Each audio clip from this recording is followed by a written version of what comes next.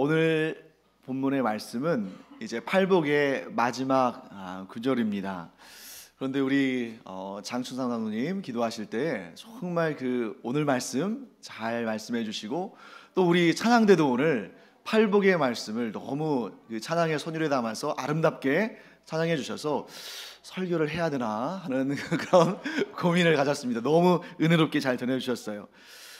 자, 여러분, 우리가 성경을 읽을 때 어떻게 평소에 좀 너무 익숙해가지고 그냥 그런 말씀이구나 하고 지나갈 때가 있지만, 또 어떨 때는 너무 익숙하고 자주 보는 말씀인데도 거기에서 우리가 이 말씀에 이런 구조가 있구나, 이러한 질서가 있구나, 이러한 연결이 있구나 하는 것을 깨달을 때 마치 이 밭을 갈다가 귀한 보물을 발견한 것처럼 우리 마음이 정말 기쁘고 감사하고 또 흥분되고 설레는 그런 경험들을 해보신 적이 있을 줄로 압니다. 오늘 우리가 팔복의 말씀을 마무리하는데, 이 팔복도 우리가 자세히 들여다보면 그 안에 우리가 잘 몰랐던 그런 감추어진 보물과 같은 그런 구조들이 있는 것을 여러분과 제가 또 발견하게 될 것입니다. 그래서 이 팔복은 여러분 8가지의 복이죠. 이 8가지의 복을 딱 반으로 나누면, 8을 2로 나누면 무엇이 되죠? 4가 되죠. 그래서 이 팔복의 구조를 잘 들여다보면 전반부의 4가지의 복, 또 후반부의 4가지의 복, 즉 전반부에 4가지 복이 있는 사람, 또 후반부에 4가지 복이 있는 사람이 이렇게 잘 연결되고 논리적으로 이어지는 것을 보게 됩니다. 그래서 제가 도표를 좀 준비해 봤는데요, 도표라고까지 할 건 없고 정리를 좀 해봤는데 우리 PPT를 보면서 한번 살펴보겠습니다. 자, 팔복의 전반부 4가지는 자, 한번 눈으로 한번 보실까요?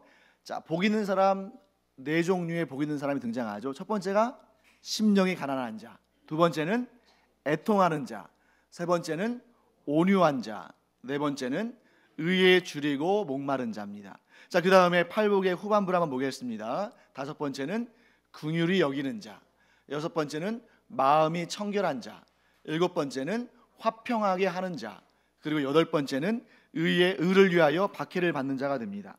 그런데 이 각각을 우리가 매주 한 번씩 이렇게 살펴봤는데, 이 각각을 보기에도 우리가 참 은혜가 되고 그 안에 담겨있는 하나님의 뜻을 잘 발견하게 됩니다. 그런데 제가 전반부와 후반부를 나눈 이유가 있겠죠. 그래서 전반부와 후반부가 각각 연결이 되는데 어떻게 연결되는지를 우리 한번 살펴보겠습니다. 자, 심령이 가난한 자, 우리가 편의상 1, 2, 3, 4, 5, 6, 7, 8 이렇게 번호를 매겼는데, 자, 1번은 몇 번과 연결됩니까? 5번. 2번은 6번, 3번은 7번, 4번은 8번과 논리적으로 이렇게 연결이 됩니다. 그래서 여러분들이 이 구도를 눈으로 보시면서 제가 설명을 드릴 텐데, 한번 이 시간 팔복 전체를 한번 정리해 볼 수 있는 그런 시간을 갖기를 원합니다. 자, 여러분, 심령이 가난한 자, 어떤 사람이었죠? 만약에 여기에서 우리가 이 심령이 가난하다는 의미를 잘 알지 못하면 이상한 해석을 하게 됩니다. 자, 우리가 경제적으로 가난한 자는 잘 알게 되죠. 경제적으로 가난한 자가 복이 있다 그러면 우리는 우리의 재산을 다 팔아야 돼요. 그런데 여기에서는 지금 예수님께서 뭐라고 말씀하시냐면 심령이 가난한 자라고 말씀하십니다. 심령이 가난한 자는 자신이 얼마나 비참한 상태인지를 정확히 아는 사람입니다. 그래서 내 의로도 구원받을 수 없고, 또 내가 가진 재물로도 구원받을 수 없고, 내 명예로도 구원받을 수 없고, 나는 온전한 죄인이기 때문에 그 어떤 것도 하나님께 내세울 것이 없구나, 오직 나는 하나님의 은혜만 필요한 사람이구나 라는 것을 깨달은 사람, 이런 사람이 심령이 가난한 사람입니다.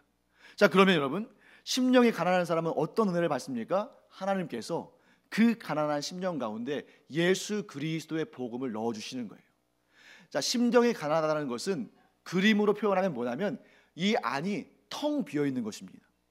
심령이 부유한 사람은 어떤 사람이겠어요? 자기 의와 이기적인 마음과 욕심과 정욕과 이런 걸로 가득 차 있는데, 심령이 가난한 사람은 텅 비어 있는 사람이죠. 이런 사람에게 하나님께서 그리스도의 복음을 부어 주셨어.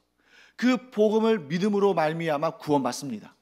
그런데 여러분, 참된 구원을 받는 사람은 이렇게 생각하지 않아요.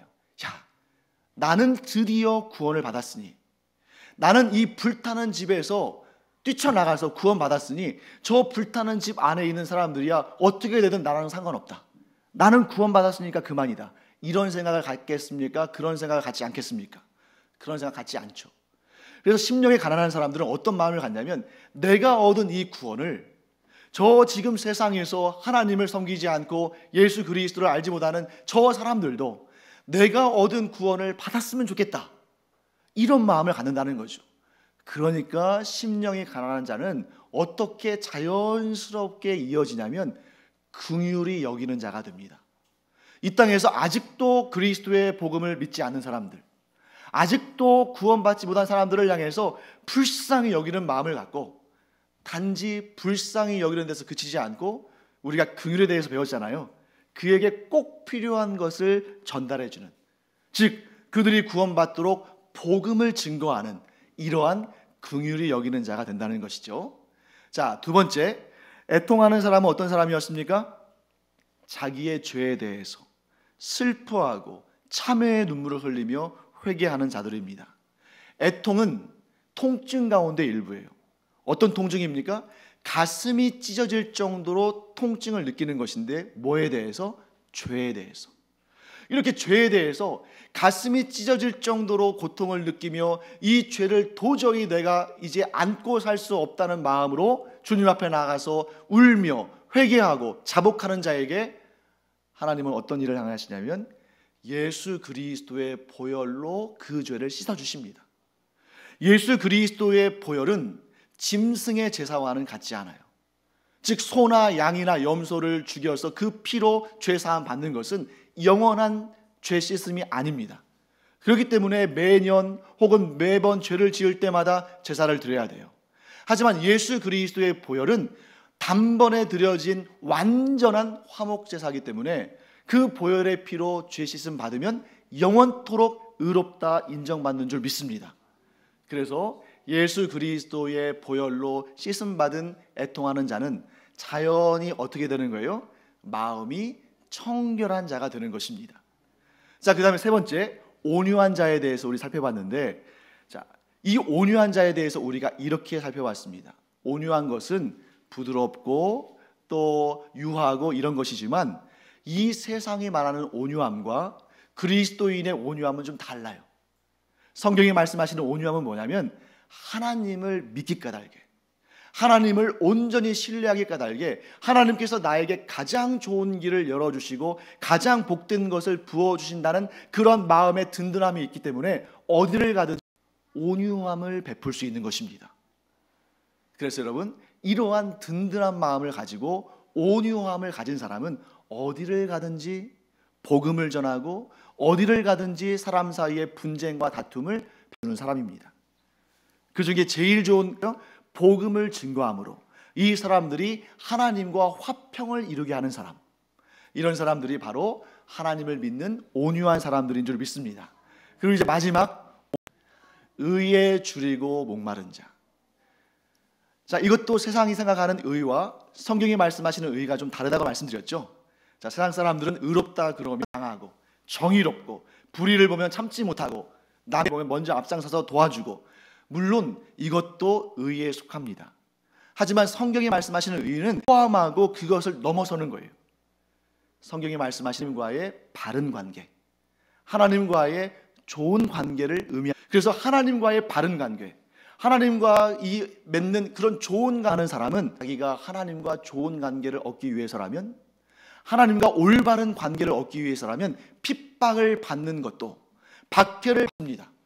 그러니까 세상 사람들과 잘 지내기 위해서 하나님과의 관계를 포기하는 것이 아니라 하나님과의 이 바른 관계, 하나님과의 이 좋은 관계가 가장 귀하고 가장 복되고 내가 그것을 너무 갈망하기 까닭에 하나님 관계를 위해서라면 세상이 나를 미워하고 박해하고 나를 친다 할지라도 그것을 감수하면서까지 하나님과의 관계에 몸을 쏟아붓는 사람, 이것이 바로 목마른 자입니다.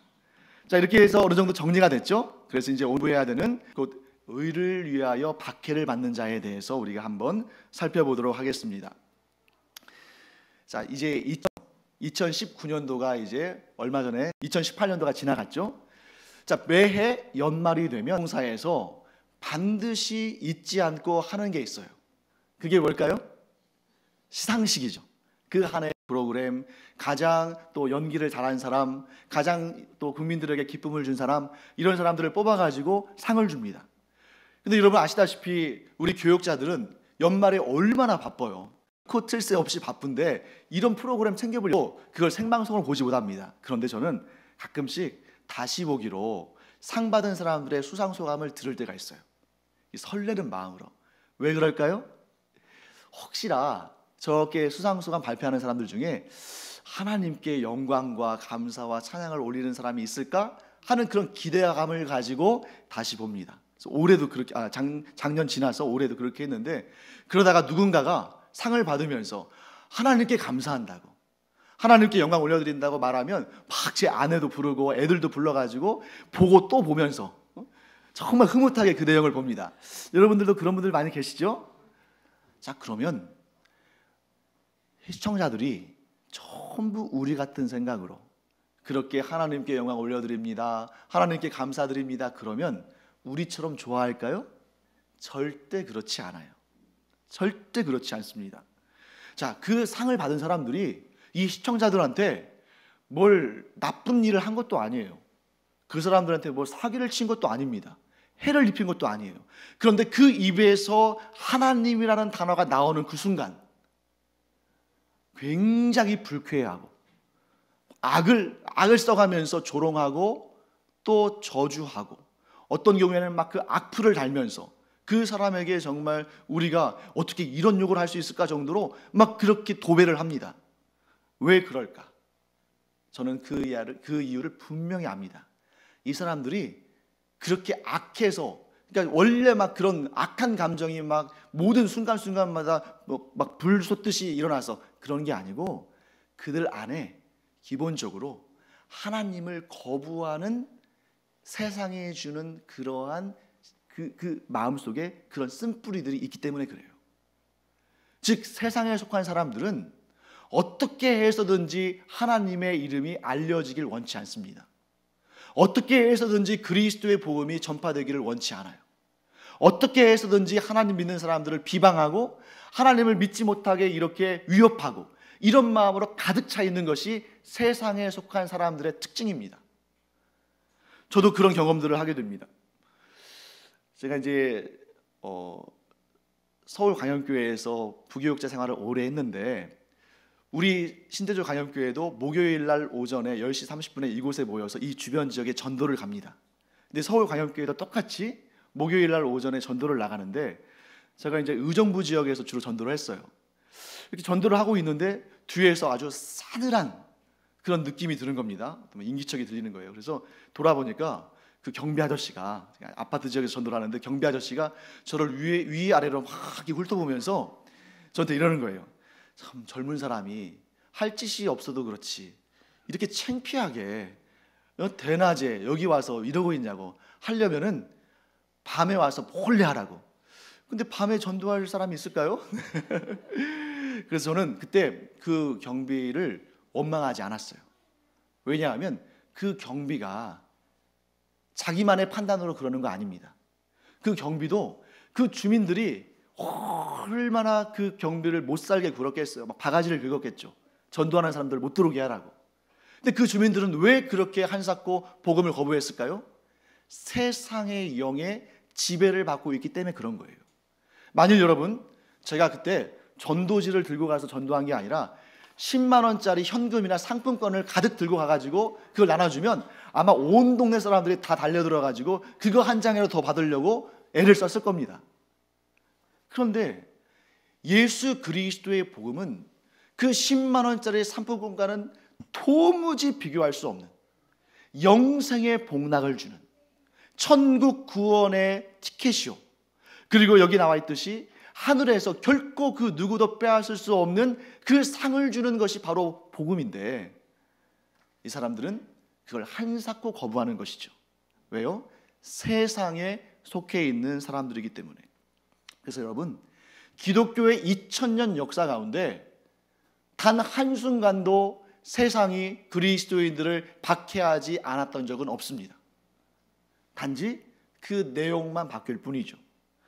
지금으로부터 2000년 전에, 즉 예수님께서 십자가에 달려 죽으시고 교회가 출발합니다. 그 초창기의 교회를 우리가 뭐라고 부르냐면 초대교회라고 불러요.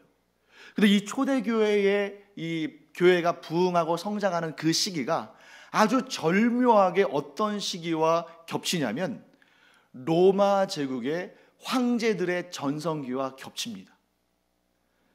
그런데 이 로마의 시대, 로마가 세계를 다스리던 그 시대에 초대교회 성도들은 예수 그리스도를 구주로 섬기고 하나님을 섬기는 사람들이라는 그 이유 때문에 정말 끔찍한 고난들을 당했어요. 그래서 어떤 이들은 사자들에게 던져져서 그 날카로운 이빨에 찢겨져서 죽었고, 여러분 우리 그 글래디에이터랄지 이런 영화들 보시면 로마의 콜로세움 등장하잖아요. 그 로마의 콜로세움의 역사가 2000년이에요. 그 2000년의 역사 동안 초기에는 어떤 역사였습니까? 그리스도인들의 순교의 터전이었어요. 거기가. 그래서 그 프로 검투사들 있죠.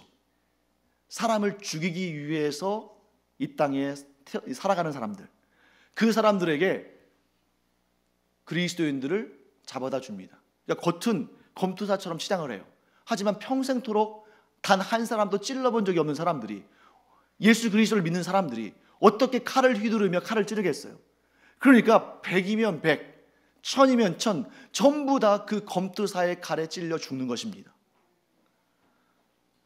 유명한 정말 기행을 하면서 그리스도인들을 핍박하기로 유명했던 황제가 있습니다. 여러분들도 아마 그 이름을 아실 거예요. 네로 황제는 어떻게 했냐면 그 로마 시내에 있는 그리스도인들을 다 잡아다가 그 아름드리 나무에 밧줄로 꽁꽁 묶습니다. 그리고 그 위에 기름을 부어요. 그리고 한밤중에 거기에 불을 붙입니다. 그리고 그 아래에서 그 성도들이 불에 타 죽으면서 지르는 그 신음소리와 고함소리를, 그 고통에 정말 젖은 그 소리를 노래 삼아서 그 밑에서 시를 짓고 술을 마시는 그런 악한 일을 했습니다. 심지어 로마 사람들은 우리가 성찬식을 할 때, 그리스도인들이 성찬식을 할 때 내 살을 먹고 내 피를 마시라, 이 말을 거짓으로 왜곡해서 뭐라고 주장했냐면 그리스도인들은 식인종이다. 그들은 로마 제국의 이 풍습을 저해하고 이 로마 제국을 정말 아주 더럽고 추악하게 만드는 사회 악이다 라고 몰아붙이면서 그들을 죽이는 것을 당연시했습니다. 그런데 여러분, 왜 이런 박해들이 있었을까? 거기에는 이유가 있어요. 자, 여러분, 로마 제국은 초창기는 작았지만 점점 주변 나라들을 또 이렇게 정복하면서 제국이 이 세계의 역사 가운데 가장 크고 가장 강력한 나라를 이뤘죠. 그런데 가면 갈수록 제국이 커지고 인구가 늘어나니까 이 로마 제국의 황제, 위정자들이 고민이 생긴 거예요. 이렇게 제국이 커지고 인구가 늘어나니까 언제 어느 때 반란이 있을 수도 있잖아요. 그래서 어떤 생각을 했냐면 이 로마 제국을 아주 힘있게 또 아주 효율적으로 다스리려면 이 사람들의 종교심을 이용해야 한다. 왜냐하면 사람들이 자기들의 그 신앙들에 아주 철저하게 어떤 경우에는 맹목적으로 따르니까요. 그래서 어떤 정책을 펼쳤냐면 로마 황제는 신이다 라고 주장하면서 로마 황제를 우상화하기 시작했습니다. 그래서 제국의 곳곳마다 로마 황제를 섬기는 신전을 세웠어요. 그리고 어떤 정책을 펼쳤냐면 1년에 딱 한 번만 그 신전에 나와서 그 집행관이 보고 있는 앞에서 선서를 합니다. 어떻게 선서하냐면 로마 황제는 신이다, 로마 황제는 나의 주님이시다 라고 선서하게 했어요. 그래서 그 선서를 마치면 그 집행관이 문서 하나를 줍니다. 그 문서의 이름은 리벨루스라는 문서인데 거기에 황제의 도장이 찍혀 있어요. 그래서 이 도장을 받으면 어떻게 할 수 있었냐면, 일단 이 도장을 1년에 한 번씩 받으면, 이 리벨루스를 1년에 한 번씩 받으면 그 다음에는 마음껏 내가 섬기고 싶은 신들을 섬길 수 있게 해줬어요. 만약에 다른 신들, 즉 자기가 원래 섬기던 신을 못 섬기고 그 신을 버리고 로마 황제만을 신으로 섬기라고 하면 분명히 반발이 일어나고 또 사람들이 거기에서 밀란을 일으키고 이렇게 할 수 있으니까 너희들 신 마음대로 섬겨라. 대신에 로마 황제가 신이라고 선서하고 리벨루스를 받아라. 이렇게 된 것입니다. 그래서 여러분, 우리가 성경을 읽다 보면 이제 요한계시록에 13장 같은 경우에, 요한계시록 13장 7절에 어떤 내용이 나오냐면, 짐승의 표를 받지 않은 자는 매매를 할 수 없다, 매매를 할 수 없게 했다라는 그런 내용이 나오는데, 그걸 두고 요즘에 막 좀 이단적인 생각을 갖고 있는 그런 분들이 뭐 베리칩이니 뭐니 이렇게 해석하는데, 사실 그것의 출발점은 뭐냐면, 이 리벨루스를 받지 않으면 로마의 공식적인 모든 업무를 할 수 없는 거예요. 그러니까 자기 이름으로 집을 살 수도 없고 땅을 살 수도 없고 사업도 못합니다. 그러니까 이 리벨루스를 받지 못한 사람들은 아예 범법자로 찍히고 가난할 수밖에 없는 거예요. 왜? 기본적이고 정상적인 경제활동을 할 수 없으니까. 그런데 이 제국에 있는 사람들은 대부분 99% 이상 전부 이 고백을 하고 리벨루스를 받아갔어요. 그리고 나서 자기들의 신을 섬겼습니다. 그런데 딱 한 부류의 사람들, 오직 한 부류의 사람들만 로마의 황제를 신으로 인정하지 않았고, 그래서 리벨루스를 받지 못했고, 그래서 평생토록 범법자로 지켜 살고 가난하게 살고 사람들에게 배척당하고 추방당하고 죽임을 당하며 살았습니다. 그 사람들이 누구겠습니까? 바로 그리스도인들이죠. 오직 그리스도인들만이 이 우상 숭배를 거부했습니다. 왜냐하면 그리스도인들만이 유일한 하나님을 섬겼고 다른 종교인들은 전부 다신교자들이에요. 신을 여럿 두니까 그 100명이라고 하기도 좀 뭐하고요, 100개의 우상을 섬기는 사람들한테 한 개의 우상을 더한들 아무 문제가 안 되는 거죠. 오직 그리스도인들만 황제의 숭배를 거부했기 때문에 그들이 박해와 고난을 받았던 것입니다. 그러면 여러분, 오늘날 우리는 그런 고난 받고 있습니까? 물론 북한 땅에 있는 우리 믿음의 동포들, 또 중국 땅에 있는 우리 믿음의 동포들, 또 멀리 가서는 저 중동 땅, 아프리카 땅에 있는 우리 믿음의 형제자매들이 이 믿음을 지키기 때문에 순교하는 경우들이 오늘날 이 시대에도 분명히 있습니다. 우리는 그들을 위해서 기도해야 됩니다. 그 땅에 신앙의 자유가 있어서 저들이 마음껏 예배하고 마음껏 하나님의 말씀을 전하고 마음껏 복음을 증거할 수 있도록 우리는 기도해야 돼요. 그러면 우리는, 이런 자유로운 땅에 사는 우리는 그런 박해나 고난이 없습니까? 그렇지 않아요. 내용만 바뀌었을 뿐입니다. 우리가 여전히 하나님을 섬기고 예수 그리스도의 복음을 전할 때 세상은 우리를 싫어하고 멸시하고 조롱하고, 특별히 우리 학생들이 학교에서 그리스도인으로 살아간다면 어떤 경우에는 왕따를 당하고, 성인들은 안 그런가요? 성인 우리도 복음을 지키기 위해서 살아가면 사람들이 우리를 배척하고 따돌리고 싫어하고 미워하고 저주하고 조롱합니다. 우리 역시 의를 위해서, 곧 하나님을 사랑하기 때문에, 예수 그리스도의 복음을 증거하기 때문에 핍박받고 박해받는 삶을 이 시대에도 우리가 살고 있다는 거예요. 단지 그 내용이 시대에 따라서 달라질 뿐입니다. 물론 여러분, 우리도 얼마든지 박해를 받지 않고 편하게 살 수 있습니다. 자, 어떻게 하면 박해를 받지 않고 편하게 살 수 있을까요? 우리가 우리의 십자가를 지고 주님을 따르는 삶을 살지 않는다면 우리도 이 세상에서 얼마든지 편하게 살 수 있습니다. 세상 사람들과 똑같이 생각하고, 세상 사람들과 똑같이 말하고, 세상 사람들과 똑같이 행동하고, 세상 사람들과 똑같이 반응하면 누구도 우리를 싫어하지 않을 거예요. 우리를 친구 삼자고 할 것입니다. 우리가 세상 사람들과 똑같은 가치관을 받아들이고 세상의 탐욕에 취하고 세상의 향락이 최고인 줄 알고 그것을 즐기며 산다면, 그리고 세상 사람들이 여호와 하나님의 이름을 망령되이 이끌을 때 못 들은 척하고 세상 사람들이 그리스도를 비방할 때 아무 말 하지 않고 잠잠히 미소만 짓는다면 세상 사람들은 우리를 친구라고 여길 것입니다.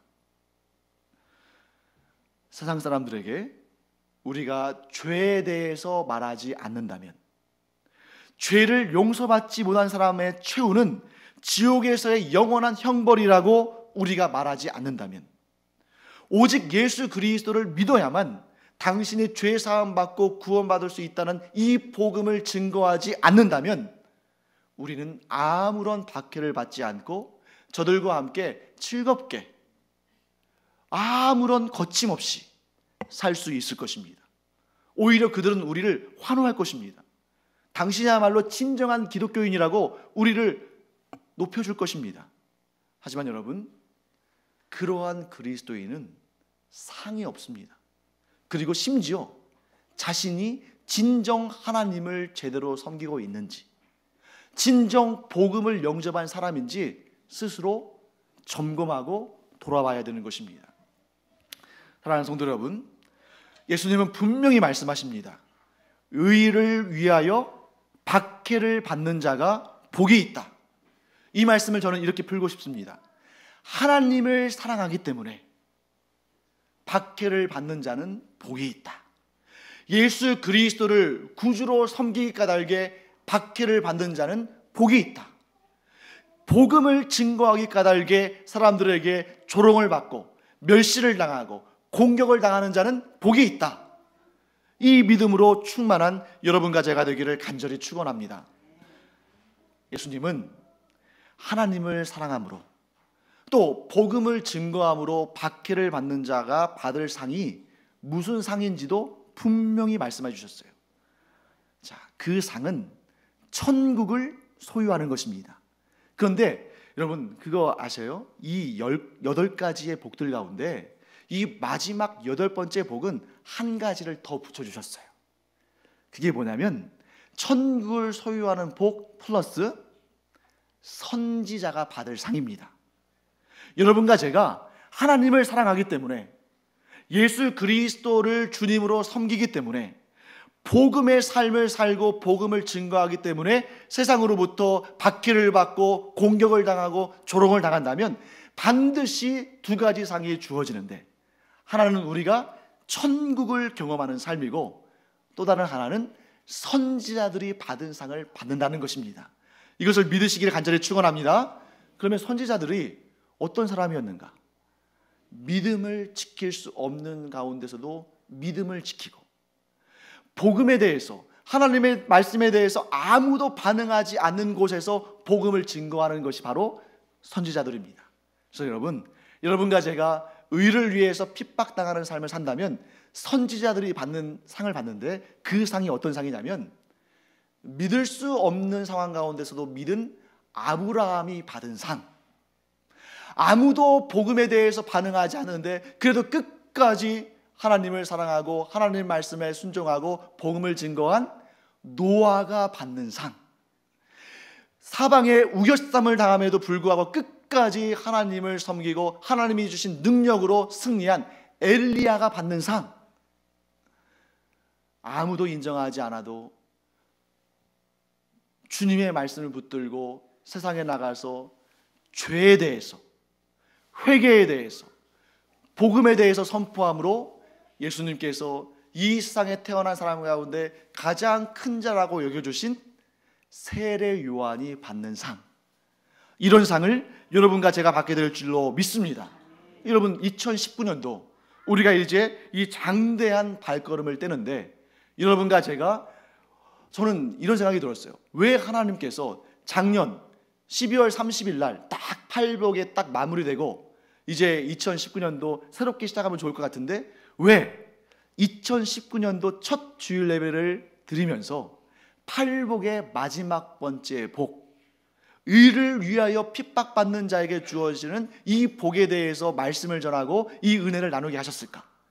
사랑하는 성도 여러분, 2019년도가 하나님을 사랑하기 때문에, 예수 그리스도를 구주로 모시기 때문에, 복음을 증거하기 때문에 박해를 받아도 그 박해를 기쁨으로 감당하는 여러분과 제가 되기를 간절히 축원합니다.